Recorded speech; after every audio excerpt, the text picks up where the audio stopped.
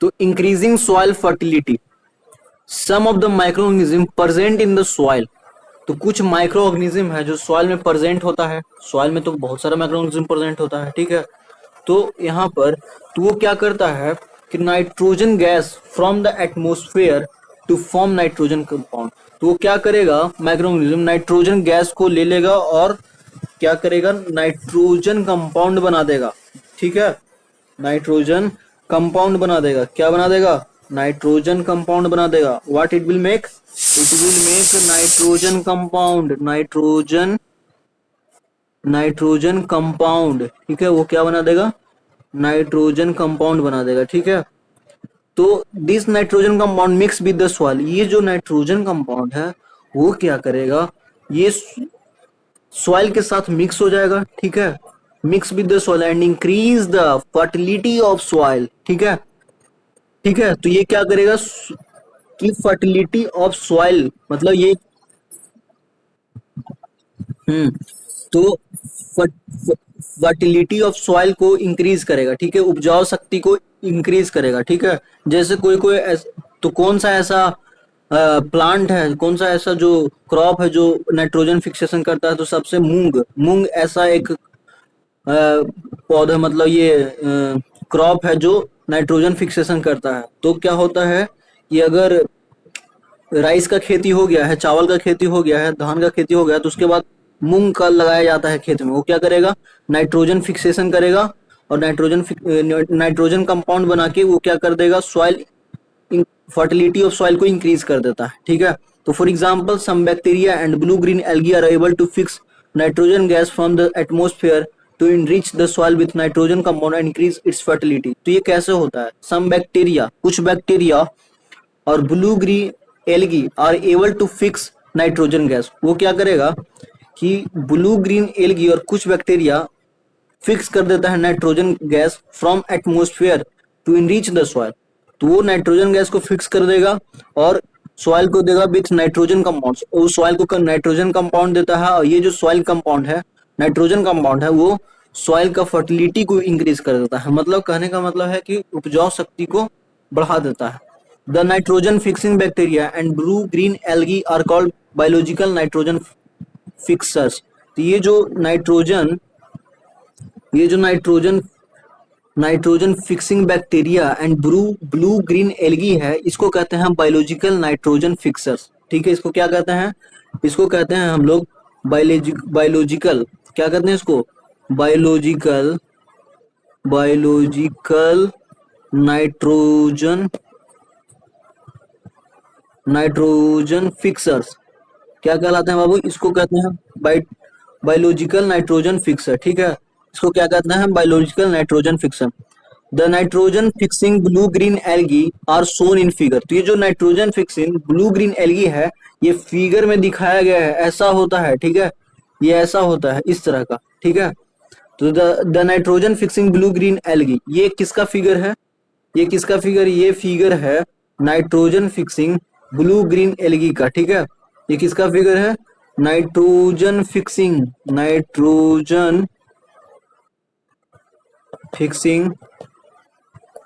Blue green algae का, ठीक है। ब्लू ग्रीन एल्गी का ये फिगर है, ठीक है, ब्लू ग्रीन एल्गी का ये फिगर है, ठीक है। समझ में आया तक, चलो नेक्स्ट, नेक्स्ट देखो यहाँ पर, ठीक है, देखो यहाँ पर, यहाँ तक तो हो गया। The nitrogen fixing blue green algae are shown in figure 10, हम लोग देख लिए फिगर 10 में nitrogen fixing blue green algae का। Since blue green algae store in them nitrogen compounds, तो ये जो ब्लू ग्रीन एल्गी है क्या करेगा, नाइट्रोजन कंपाउंड को स्टोर कर देगा, मेड बाय नाइट्रोजन फिक्सेशन, जो नाइट्रोजन फिक्सेशन से बना है। They are used as a fertilizer, ये क्या होगा, फर्टिलाइजर का इस्तेमाल होता है, ठीक है, खाद का इस्तेमाल होता है in agriculture. The addition of blue green algae to barren field increase the nitrogen content of the soil and makes its fertile. ये जो ब्लू ग्रीन एल्गी है, अगर बैरन लैंड है, बैरन फील्ड है, जहाँ कोई खेती नहीं होता, जहाँ कोई उपज नहीं होता, तो ये जो ब्लू ग्रीन एल्गी है क्या करेगा, उस फील्ड में अगर डालोगे तो वो उसका फर्टिलिटी को इंक्रीज कर देगा, ठीक है, ठीक है, and makes its fertile. Rhizobium bacteria present in the root, rhizobium bacteria present in the root nodules of leguminous plant. A leguminous plant, hello, hello, rhizobium bacteria present in the root nodules of leguminous plant. तो ये rhizobium bacteria कहाँ present रहता है? Root nodules of leguminous plant.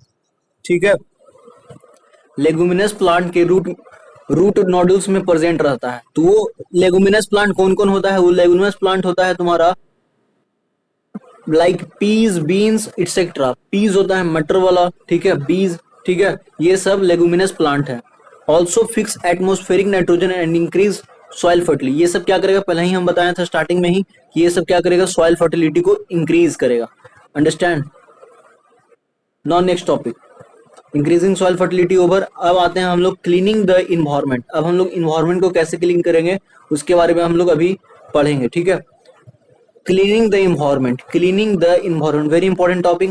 Environment को हमेशा clean करना चाहिए, नहीं तो बहुत बीमारियां आती है और बहुत आ भी रहा है और हम लोग को नुकसान पहुंचा रहा है। इसलिए इन्वायरमेंट को हमेशा स्वच्छ रखना चाहिए, साफ रखना चाहिए, सुथरा रखना चाहिए। ठीक है, some microorganism like certain bacteria and fungi. ठीक है, some microorganism like certain bacteria.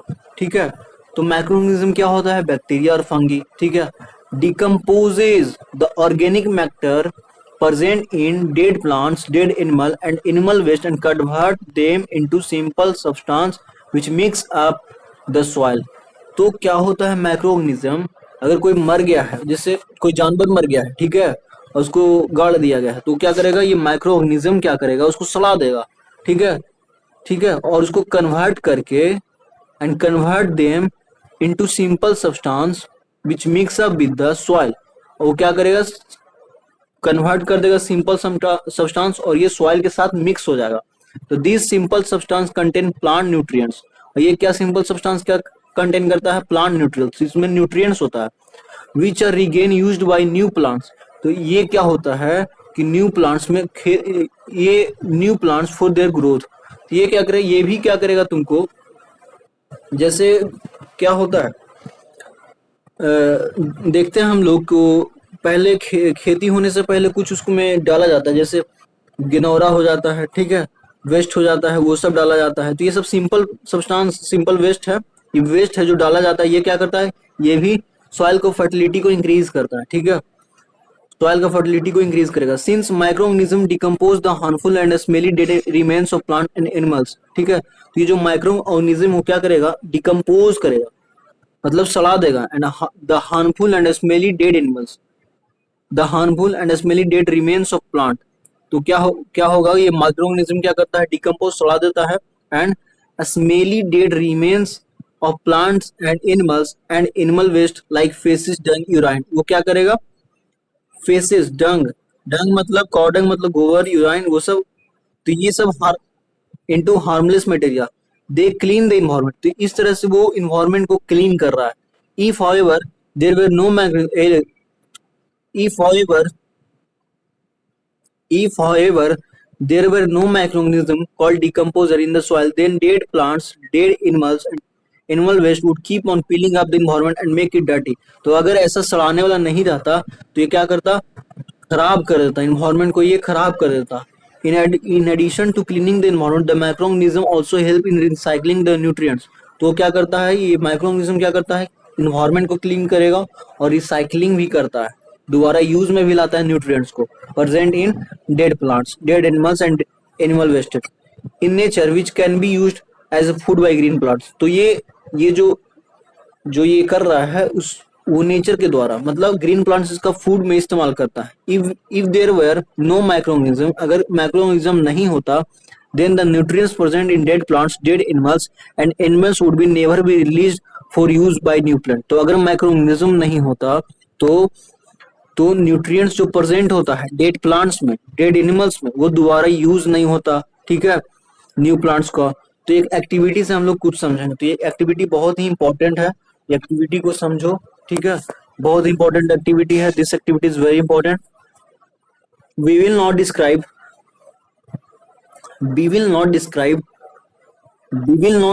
an activity to show that some microorganism decompose waste plant material and convert them into useful manner। तो ये इस activity में हम लोग क्या सीखेंगे?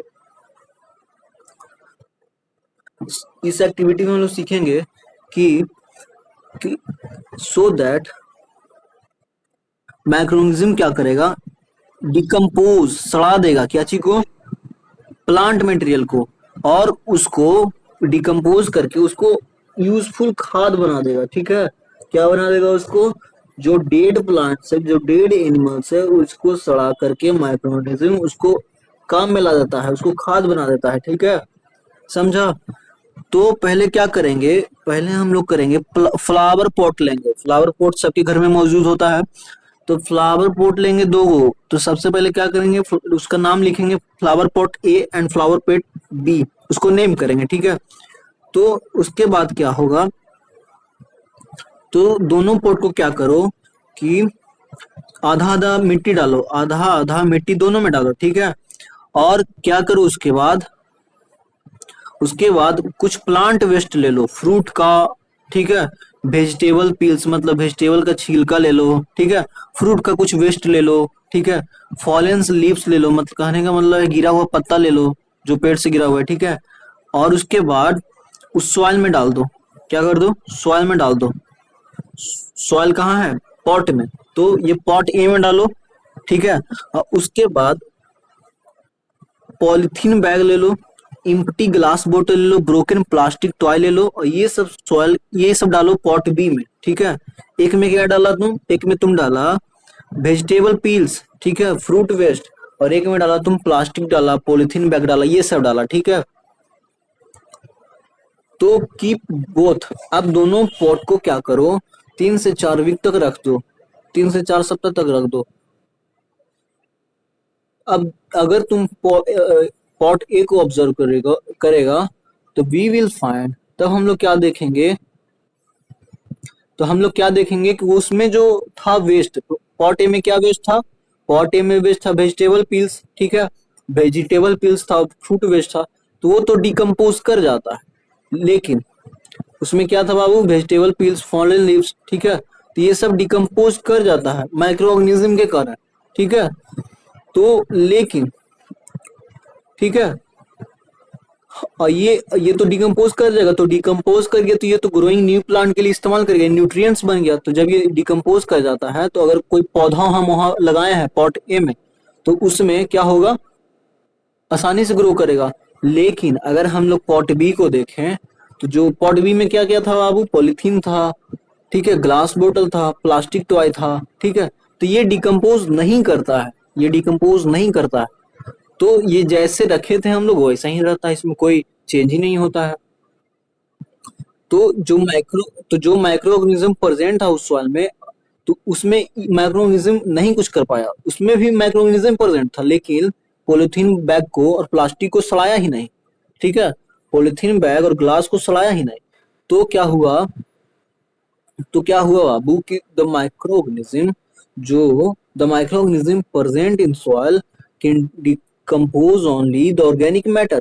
तो इससे हम लोग क्या सीखे बाबू, इससे हम लोग यही सीखे कि जो माइक्रो ऑर्गेनिज्म होता है वो सॉइल को, वो सॉइल ऑर्गेनिक मैटर को ऑर्गेनिक मैटर को सिर्फ सड़ाएगा। ठीक है, ठीक है, ठीक है, present in present in dead plants, dead animals and animal waste, वो सिर्फ ऑर्गेनिक मैटर को, तो यहाँ पर हम लोग को वही कहना था कि सिर्फ आ, हाँ, तो यहाँ पर यही हम लोग को कहना था। Yes yes yes yes what, ठीक है, तो इससे हम लोग यही समझे कि जो ऑर्गेनिक मैटर वो डिकम्पोज कर जाएगा, लेकिन इनऑर्गेनिक मैटर डिकम्पोज नहीं करेगा। Any problem, ask, any problem,